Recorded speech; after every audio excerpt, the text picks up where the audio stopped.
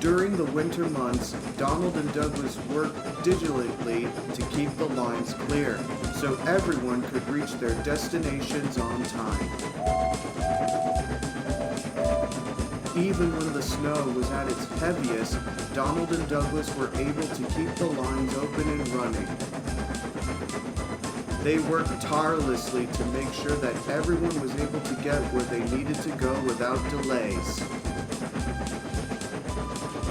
It was December 23rd. Donald and Douglas were working hard to clear the snow off the tracks. The chilly winter air was biting against their frames, but they persevered and soon the job was done. "Snowdrifts are no match for us. We make a great team," laughed Douglas. Donald smiled. "I feel the same way. We're unstoppable together." The twins both smiled, knowing that they could tackle any challenge in their way. Together, nothing was impossible. Later that day, Donald was resting in a siding when Daisy arrived. "I saw you keeping the railway lines clear earlier today. Your face was as red as James's paintwork. You are one determined engine." "Okay, I don't give up easily, and I'm no afraid of a challenge. I'm confident in my strength and know that it'll take me far." "My goodness, sounds to me like you can handle any snowdrift without Douglas." "Well, some say that I'm a lot stronger than him. I guess you can say that I can handle any obstacle without any kind of help." Donald and Daisy didn't know that Bert was nearby and had been listening to their conversation. "How interesting."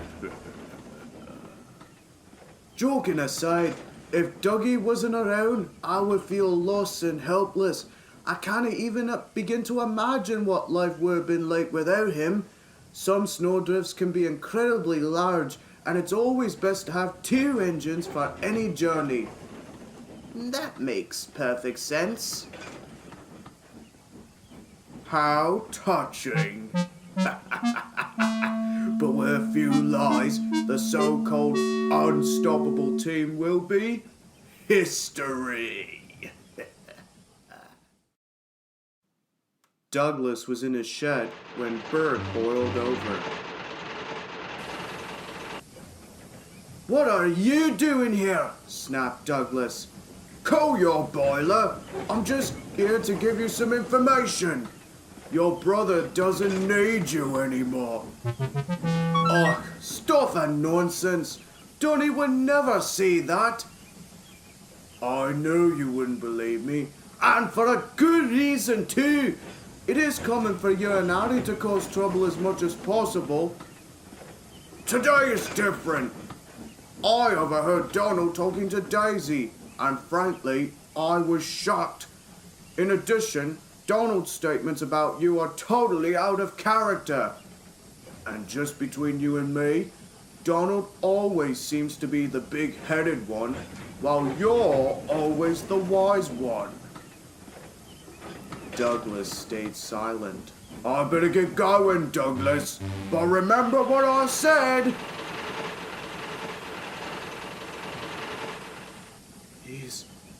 He's just making up wumpus."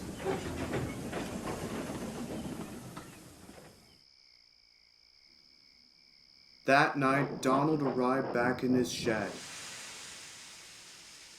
"I was told that there is more snow on the way, so we are going to be needed for tomorrow." "Wonderful." Donald was taken aback by his brother's foul mood. It was evident that something was bothering him. His first instinct was to ask him what was wrong, but ultimately he decided to leave him alone.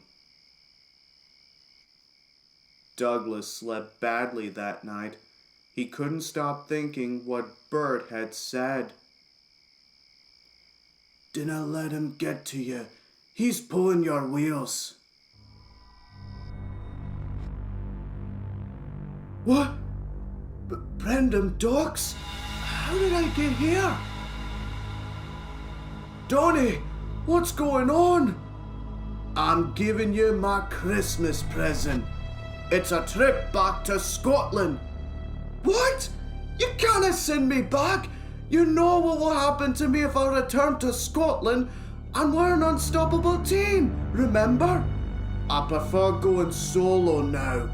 Despite the fact that you are my brother, you are no longer wanted or needed. Cranky, you know what to do.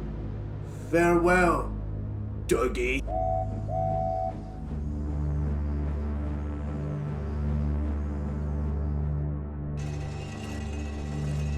No, Donald, come back! Tusk, Douglas. I have warned you before, but apparently you didn't listen. Now it's time for you to be cut down to size. No, please, anything but that, anything but that!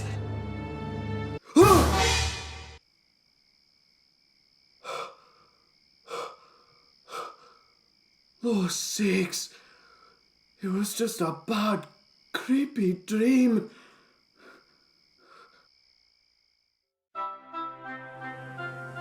The next day was Christmas Eve. Douglas yawned a great big yawn. His nightmare had plagued him throughout the night, leaving him feeling unsettled and anxious. Donald, however, was feeling bright and cheerful. The anticipation of Christmas filled his boiler with joy.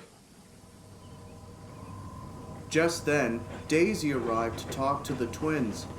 She informed them that the mayor was holding a big Christmas party tonight and that she would be taking the guests to the party. But it also turns out a snowstorm is expected to hit that evening. And for this reason, I need both of you to clear the tracks for me, and I will be following you two closely behind.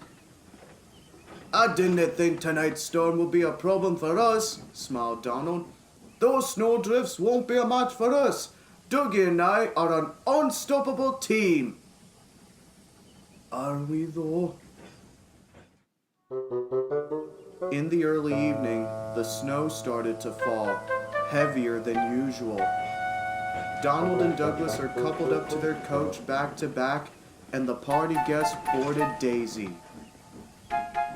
Douglas had been quiet all night, thinking about what Bert had said the other day, and about the horrible dream. I'm sorry to say that Douglas was starting to believe that Bert was right. At that moment, Bert arrived.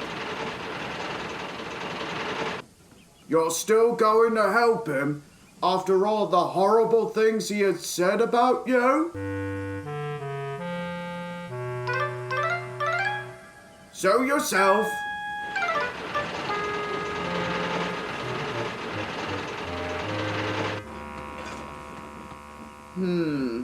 It looks like he's up to something. Ready to go? Yes, I'm ready. How about you, Dougie?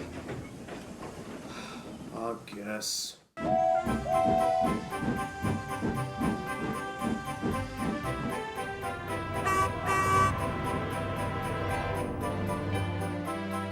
It didn't take long for snowdrifts to pile up on the tracks. Donald was putting in a lot of effort to push the snowdrifts out of the way, while Douglas was doing very little to help his twin. Despite Donald's best efforts, he was getting exhausted. Douglas, I could use a little more help! But Douglas just sulked.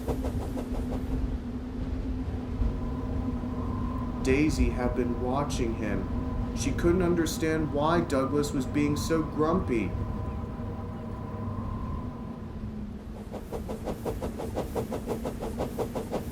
Suddenly, Donald caught sight of a snowdrift much larger than the others. Right, Dougie, I definitely need your help with this one. But Douglas wheezed steam angrily. Oh no! You can manage it on your own. We both knew that. I shouldn't even be here. What do you mean? We worked well together, remember? We used to. Not anymore. Oh, you're being very difficult. Now you're going to help me, and that is final. No, I'm not. Yes, you are. For the last time. No, I'm... That's enough. No one wants to hear your bickering. Me especially. Now, I think I know what the problem is, and it's all thanks to Bert. Bert?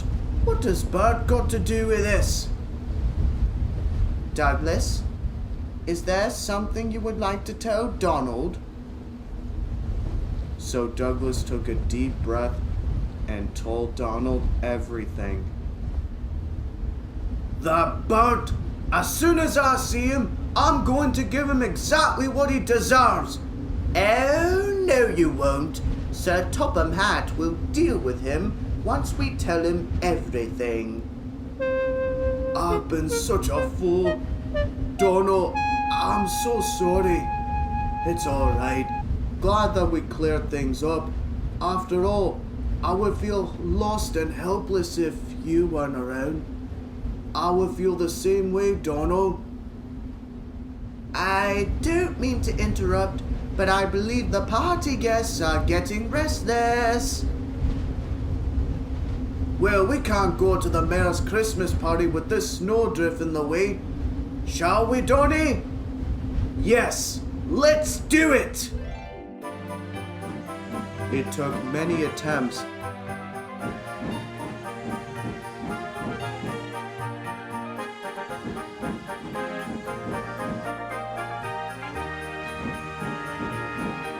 But at last they eventually managed to make it through, much to Daisy's delight.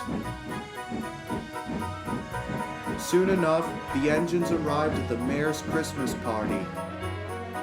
The mayor congratulated the engines for their hard work and determination. As the party came to an end, Donald and Douglas worked together to plow through many snowdrifts to get everyone home safely.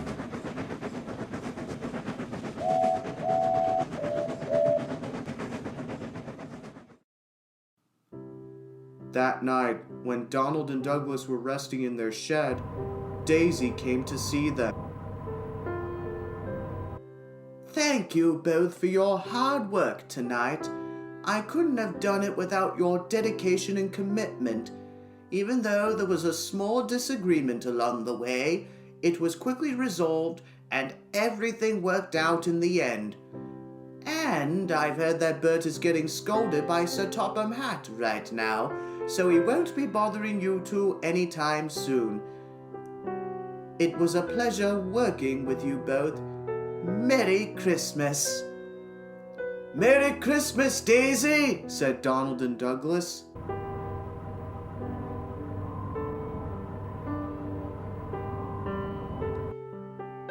Donald smiled at Douglas. We are an unstoppable team. We certainly are. Merry Christmas, Donny. Merry Christmas, Dougie.